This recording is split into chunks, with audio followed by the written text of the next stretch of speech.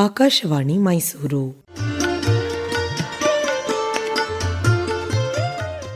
ಕೇಳುಗರಿಗೆಲ್ಲ ನಮಸ್ಕಾರ.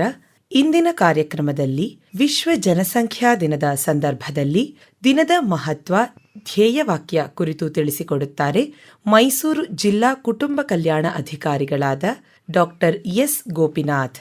ಇವರೊಂದಿಗೆ ಭಾಗವಹಿಸುತ್ತಾರೆ ತೇಜಸ್ವಿನಿ ಗಿರೀಶ್.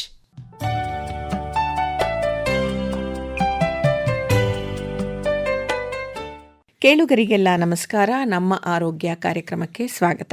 ಕೇಳುಗರೆ, ಜುಲೈ 11 ವಿಶ್ವ ಜನಸಂಖ್ಯಾ ದಿನ ಅಂತ ಆಚರಣೆ ಮಾಡ್ತೀವಿ. ಏನಿದರ ಉದ್ದೇಶ? ಈ ವರ್ಷದ ಘೋಷವಾಕ್ಯ ಏನಾದರೂ ಇದೆಯಾ? ಮತ್ತು ಜನಸಂಖ್ಯೆ ಏರಿಕೆ ಆದರೆ ದೇಶದ ಅಭಿವೃದ್ಧಿ ಮೇಲೆ, ಹಾಗೆ ನೈಸರ್ಗಿಕ ಸಂಪನ್ಮೂಲಗಳ ಮೇಲೆ, ಪರಿಸರದ ಮೇಲೆ ಏನಾದರೂ ಪರಿಣಾಮ ಬೀರುತ್ತಾ? ಯುವಜನತೆ ಆರೋಗ್ಯಕರ ಸಮಾಜ ನಿರ್ಮಾಣ ಮಾಡುವಲ್ಲಿ ಯಾವ ಪಾತ್ರವನ್ನು ವಹಿಸಬೇಕು? ಇದನ್ನೆಲ್ಲ ಮಾತನಾಡೋದಕ್ಕೆ ಇವತ್ತು ನಮ್ಮ ಜೊತೆ ಇದ್ದಾರೆ ಮೈಸೂರಿನ ಜಿಲ್ಲಾ ಕುಟುಂಬ ಕಲ್ಯಾಣಾಧಿಕಾರಿಗಳಾದ ಡಾಕ್ಟರ್ ಎಸ್ ಗೋಪಿನಾಥ್ ಅವರು. ಡಾಕ್ಟರ್ ಎಸ್ ಗೋಪಿನಾಥ್ ಅವರೇ, ಕಾರ್ಯಕ್ರಮಕ್ಕೆ ಸ್ವಾಗತ. ನಮಸ್ಕಾರ. ಡಾಕ್ಟರ್ ಗೋಪಿನಾಥ್ ಅವರೇ, ಹೇಳಿ, ಈ ವಿಶ್ವ ಜನಸಂಖ್ಯಾ ದಿನದ ಉದ್ದೇಶವೇನು? ಏತಕ್ಕಾಗಿ ಇದನ್ನ ಜುಲೈ 11ನೇ ತಾರೀಕು ಆಚರಣೆ ಮಾಡ್ತಾ ಇದ್ದೀವಿ? ವಿಶ್ವ ಜನಸಂಖ್ಯಾ ದಿನಾಚರಣೆಯನ್ನು ನಾವು ಪ್ರತಿ ವರ್ಷವೂ WHO ಗೈಡ್ಲೈನ್ಸ್ ಪ್ರಕಾರ ನಾವು ಆಚರಿಸ್ತೇವೆ. ಈ ವರ್ಷ ನಾವು 11ರಿಂದ 18ನೇ ತಾರೀಕು ತನಕ ನಾವು ಈ ಒಂದು ದಿನಾಚರಣೆಯನ್ನು ಆಚರಿಸ್ತೇವೆ. ಅಂದರೆ ಸಪ್ತಾಹವಾಗಿ ಆಚರಿಸ್ತೇವೆ. ಇದ್ರ ಮುಖ್ಯ ಉದ್ದೇಶ ಏನು ಅಂತ ಅಂದರೆ, ಸಾರ್ವಜನಿಕರಲ್ಲಿ, ಯುವಜನರಲ್ಲಿ ಈ ಕುಟುಂಬ ಕಲ್ಯಾಣ ವಿಧಾನಗಳ ಬಗ್ಗೆ, ಇದರ ಲಭ್ಯತೆ ಬಗ್ಗೆ ಹೆಚ್ಚಿನ ಅರಿವನ್ನು ಮೂಡಿಸಬೇಕು ಅಂತ ಈ ಒಂದು ಕಾರ್ಯಕ್ರಮವನ್ನು ನಾವು ಹಮ್ಮಿಕೊಂಡಿರ್ತೀವಿ.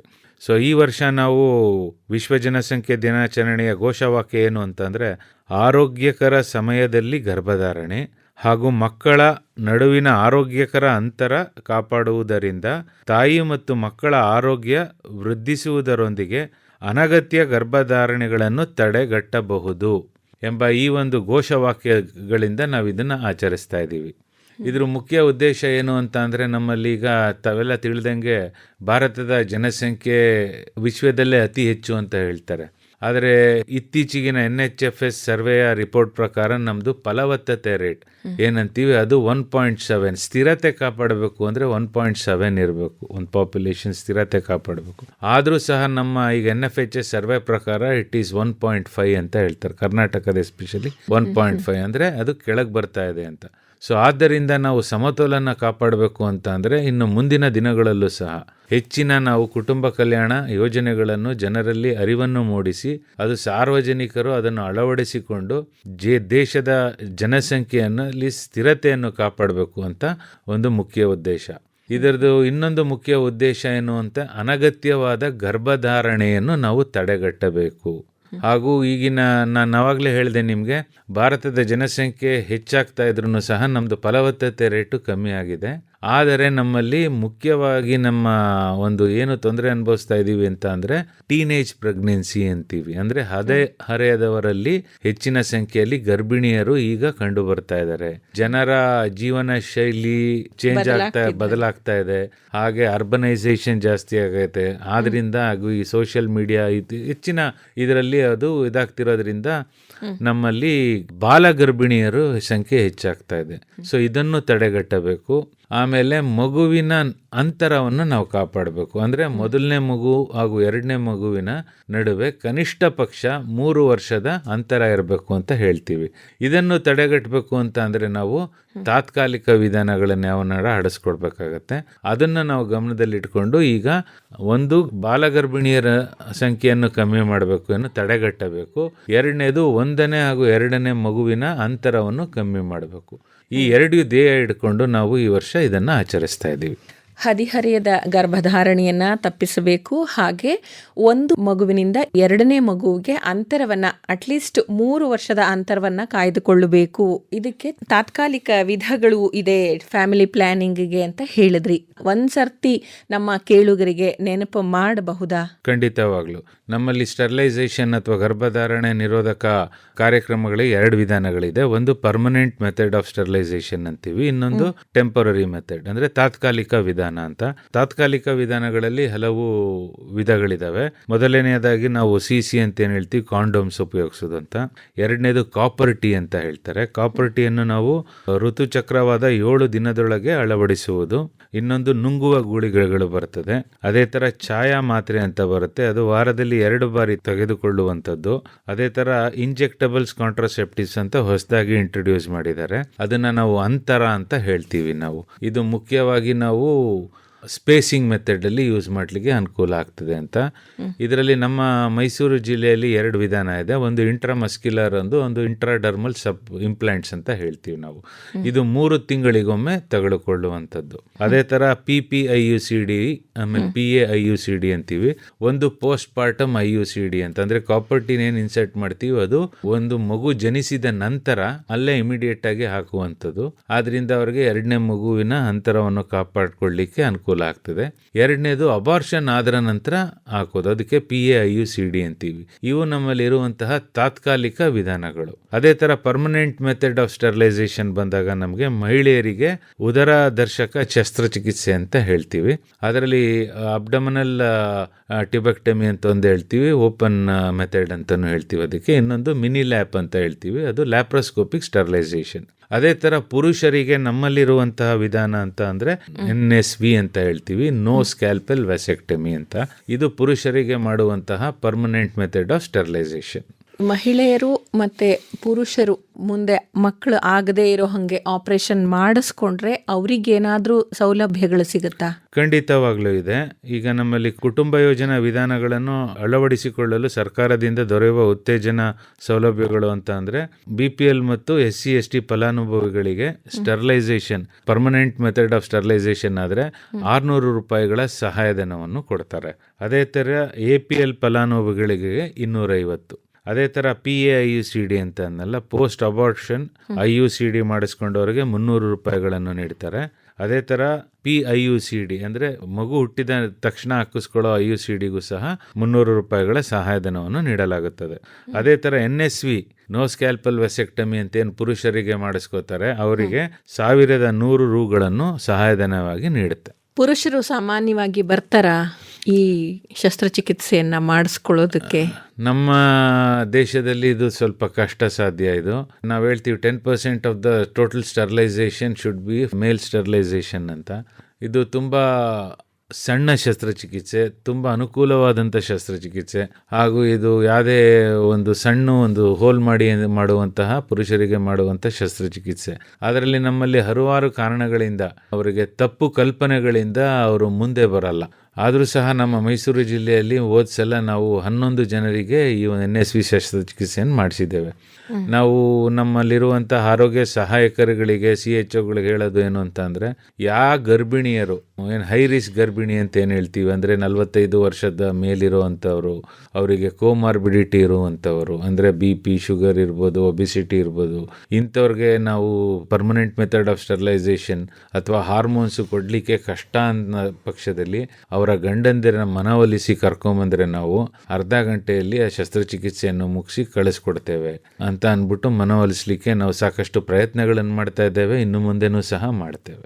ಎಷ್ಟಿದೆ ಸರ್ ಈಗ ಭಾರತದ ಜನಸಂಖ್ಯೆ, ಮತ್ತೆ ವಿಶ್ವದಲ್ಲಿ ಯಾವ ಸ್ಥಾನದಲ್ಲಿದೆ ನಮ್ಮ ಭಾರತ? ನಮಗೆ ಈಗ ಮಾಹಿತಿ ಇರುವ ಪ್ರಕಾರ ನಾವು ಅತಿ ಹೆಚ್ಚು ಜನಸಂಖ್ಯೆ ಇರುವ ದೇಶ ಪ್ರಪಂಚದಲ್ಲಿ ಅತಿ ಹೆಚ್ಚು ಇರುವ ಅಂತ ಹೇಳ್ತಾರೆ. 1.4 ಬಿಲಿಯನ್ ಅಂತ ಹೇಳಿದ್ರೆ 140 ಕೋಟಿಯಷ್ಟು ಜನಸಂಖ್ಯೆ ಇರುವಂತ ದೇಶ ಅಂತ ಹೇಳ್ತಾರೆ. ಅಂದ್ರೆ ಮೊದಲು ಚೀನಾ ಇತ್ತು, ಇವಾಗ ಅದನ್ನು ಹಿಂದಕ್ಕೆ ಬಿಟ್ಟು ನಾವು ಹೋಗಿದ್ದೀವಿ ಅಂತ. ಆದರೆ ಇಷ್ಟೆಲ್ಲ ವಿಧಾನಗಳನ್ನ ಅನ್ವಡಿಸ್ತಿರೋದ್ರಿಂದ ನಾವು, ಆಮೇಲೆ ಫರ್ಟಿಲಿಟಿ ರೇಟ್ ಕಮ್ಮಿ ಆಗ್ತಿರೋದ್ರಿಂದ, ನಾವೇನು ಟೋಟಲ್ ಫರ್ಟಿಲಿಟಿ ರೇಟ್ 1.7 ಸ್ಥಿರತೆ ಕಾಪಾಡ್ಕೊಂಡಿದ್ದು ಅದಕ್ಕಿಂತ ಕಮ್ಮಿ ಇದೆ ಅಂತ NFHS ಸರ್ವೆಲಿ ಹೇಳ್ತಿರೋದ್ರಿಂದ, ಇದೇ ಸ್ಥಿರತೆಯನ್ನು ನಾವು ಹಲವಾರು ವರ್ಷಗಳ, ದಶಕಗಳ ಮಟ್ಟಿಗೆ ಇದನ್ನ ಕಾಪಾಡ್ಕೊಂಡು ಹೋದ್ರೆ ದೇಶದ ಜನಸಂಖ್ಯೆ ಕಮ್ಮಿ ಆಗೋ ಸಾಧ್ಯತೆ ಇರುತ್ತೆ.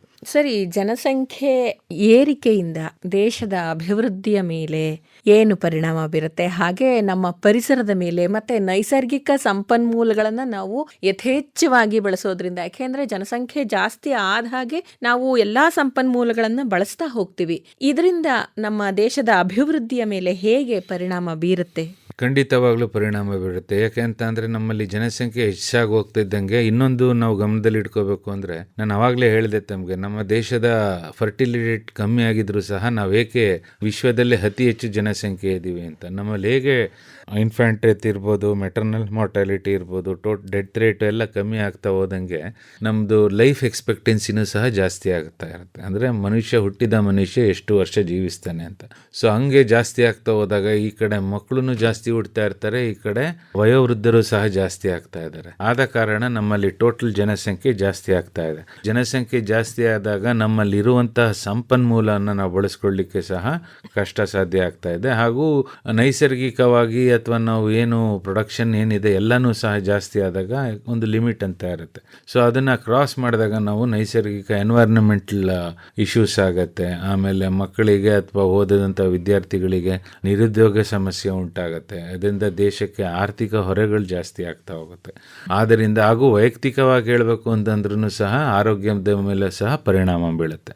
ಆದ್ದರಿಂದ ನಾವು ಜನಸಂಖ್ಯೆನ ಕಂಟ್ರೋಲಲ್ಲಿ ಇಟ್ಕೋಬೇಕು. ಅದೇ ಥರ ಬೇರೆ ಇಂಡಿಕೇಟರ್ಸ್ ತಂದ ಟೀನೇಜ್ ಪ್ರೆಗ್ನೆನ್ಸಿ ಅಂದರೆ ಬಾಲ್ಯ ಗರ್ಭಿಣಿ ಆಗುವಂಥ ಸಂಖ್ಯೆನೂ ಸಹ ನಾವು ಶೂನ್ಯಕ್ಕೆ ತರಬೇಕು ಅಂತ ಒಂದು ಸರ್ಕಾರದ ಧ್ಯೇಯ ಉಂಟು.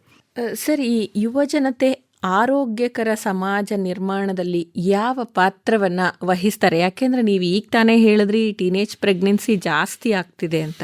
ಖಂಡಿತವಾಗ್ಲೂ ಏನು ಅಂತಂದರೆ, ಈಗ ಸೋಷಿಯಲ್ ಮೀಡಿಯಾ ಇರ್ಬೋದು ಅಥವಾ ಅರ್ಬನೈಸೇಷನ್ ಇರ್ಬೋದು, ಎಲ್ಲ ಕಾರಣಗಳಿಂದನೂ ನಮ್ಮ ಹದಿಹರೆಯದ ವಿದ್ಯಾರ್ಥಿಗಳು ಸಹ ಅರ್ಲಿ ಸೆಕ್ಷುವಲ್ ಆ್ಯಕ್ಟಿವಿಟಿಗೆ ಒಳಗಾಗ್ತಾ ಇದ್ದಾರೆ. ನಾವು ಇನ್ನೊಂದು ಕಾರ್ಯಕ್ರಮ ಏನು ಹೇಳ್ತೀವಿ ಅಂದರೆ, ಮದುವೆ ಆಗಬೇಕು ಅಂದರೆ ಹೆಣ್ಮಕ್ಳಿಗೆ 18 years ಅಂತ, ಗಂಡು ಮಕ್ಳಿಗೆ 21 ವರ್ಷ ಇರಬೇಕು ಅಂತ ಕಾನೂನೇ ಇದೆ. ಆದರೂ ಸಹ ನಾವು 18 ವರ್ಷ ಆದ ನಂತರ ಮಕ್ಕಳಿಗೆ ಯಾರು ಗರ್ಭಿಣಿಯರಾದರೂ ಸಹ ಅಥವಾ ಮದುವೆ ಆದರೂ ಸಹ ಅವರಿಗೆ ಮದುವೆ ಆದ ನಂತರ 3 ವರ್ಷಗಳ ಮಗು ಮಾಡ್ಕೋಬೇಡಿ ಅಂತ ಹೇಳ್ತೀವಿ. ಅಂದರೆ ಹೆಣ್ಣು ಮಗು 21 ವರ್ಷ ತಲುಪೋ ತನಕ ಬೇಡ ಅಂತ. ಹೌದು, 3 ವರ್ಷದ ತನಕ. ಯಾಕೆಂದರೆ ಅವ್ರ ಮದುವೆ ಆದ ನಂತರ ಅವರಲ್ಲಾಗುವಂಥ ಹಾರ್ಮೋನಲ್ ಚೇಂಜಸ್ ಇರ್ಬೋದು, ಸೈಕಲಾಜಿಕಲ್ ಚೇಂಜಸ್ ಇರಬೇಕು, ಇವೆಲ್ಲನೂ ಮೆಚುರಿಟಿ ಆಗೋ ತನಕನೂ ಮಕ್ಕಳಾಗೋದು ಬೇಡ ಅಂತ ಹೇಳ್ತೀವಿ. ಆ ಸಮಯದಲ್ಲಿ ಅವರು ತಾತ್ಕಾಲಿಕ ವಿಧಾನವಾದ ಕುಟುಂಬ ಕಲ್ಯಾಣ ಯೋಜನೆಗಳನ್ನು ಉಪಯೋಗಿಸ್ಕೋಬೋದು. ಯಾವಾಗ ನಿಲ್ಲಿಸ್ತಾರೆ ತದಾದ ನಂತರ ಅವರಿಗೆ ರಿಪ್ರೊಡಕ್ಟಿವ್ ಇದು ವಾಪಸ್ ಬರ್ತದೆ, ಅವ್ರಿಗೆ ಮಕ್ಕಳಾಗುತ್ತೆ. ಸೊ ಒಂದು ಮಗುವಿನ ಇನ್ನೊಂದು ಮಗುವಿಗೆ ಅಟ್ಲೀಸ್ಟ್ 3 ವರ್ಷ ಗ್ಯಾಪ್ ಇರಬೇಕು. ಯಾಕೆಂದರೆ ಒಂದು ತಾಯಿ ಪ್ರಥಮ ಬಾರಿಗೆ ಅವಳು ಗರ್ಭಿಣಿಯಾಗಿ ಮಗುನ ಹೇರಿದ ಮೇಲೆ ಅವಳಿಗೆ ಅಲ್ಲಿರುವಂತಹ ಅವರಲ್ಲಿರೋ ಎಲ್ಲ ಎನರ್ಜಿನೂ ಸಹ ಡ್ರೈನ್ ಆಗೋಗಿರುತ್ತೆ. ಸೊ ಮತ್ತೆ ಹಾಗೂ ಮಗುವಿನ ಪೋಷಣೆಗೂ ಸಹ ಟೈಮ್ ಬೇಕಾಗುತ್ತೆ. ಮತ್ತೆ ಆ ಒಂದು ಹೆಣ್ಣು ಮಗು ಇನ್ನೊಂದು ಮಗುನ ಗರ್ಭ ಧರಿಸೋಕ್ಕೆ ಟೈಮ್ ಬೇಕು ಅಂದರೆ ಮಿನಿಮಮ್ 3 years ಬೇಕಾಗುತ್ತೆ. ಸೊ ಆದ್ದರಿಂದ ನಾವು ಆ ಸಮಯದಲ್ಲಿ ಅಂತರವನ್ನು ಕಾಪಾಡಿಕೊಳ್ಳಿಕ್ಕೆ ಸಹ ನಮ್ಮಲ್ಲಿ ಸಾಕಷ್ಟು ಟೆಂಪರರಿ ಮೆಥಡ್ಸ್ ಇದೆ, ಅದನ್ನು ಸಹ ಅವರು ಉಪಯೋಗಿಸ್ಕೊಳ್ಬೇಕು. ಯಾವಾಗ ಅವರಿಗೆ ನನ್ನ ಕುಟುಂಬದ ಸೈಜ್ ಸಾಕು ಅನಿಸುತ್ತೆ ಆವಾಗ ಅವರು they can go to the permanent method of sterilisation ಮಾಡಿಸ್ಕೋಬೇಕು. ಎಲ್ಲ ಸರ್ಕಾರಿ ಆಸ್ಪತ್ರೆಗಳಲ್ಲೂ ನಾನು ತಿಳಿಸಿದಂಥ ಎಲ್ಲ ಸೇವೆಗಳು ಸಹ ಉಚಿತವಾಗಿ ಸಿಗುತ್ತದೆ. ಧನ್ಯವಾದಗಳು ಡಾಕ್ಟರ್ ಗೋಪಿನಾಥ್ ಅವರೇ. ಇದುವರೆಗೂ ವಿಶ್ವ ಜನಸಂಖ್ಯಾ ದಿನದ ಉದ್ದೇಶವೇನು, ಯಾತಕ್ಕಾಗಿ ಇದನ್ನು ಆಚರಿಸ್ತೀವಿ, ಈ ವರ್ಷದ ಥೀಮ್ ಏನು, ಜನಸಂಖ್ಯೆ ಏರಿಕೆಯಾದರೆ ಅಭಿವೃದ್ಧಿಯ ಮೇಲೆ ಹೇಗೆ ಪರಿಣಾಮ ಬೀರುತ್ತೆ ಒಂದು ದೇಶಕ್ಕೆ ಅಂತೆಲ್ಲ ನಮಗೆ ವಿವರವಾಗಿ ತಿಳಿಸಿಕೊಟ್ಟಿದ್ದಕ್ಕೆ ನಿಲಯದ ಪರವಾಗಿ ಹಾಗೂ ಕೇಳುಗರ ಪರವಾಗಿ ಧನ್ಯವಾದಗಳು. ನಮಸ್ಕಾರ. ನಮಸ್ಕಾರ.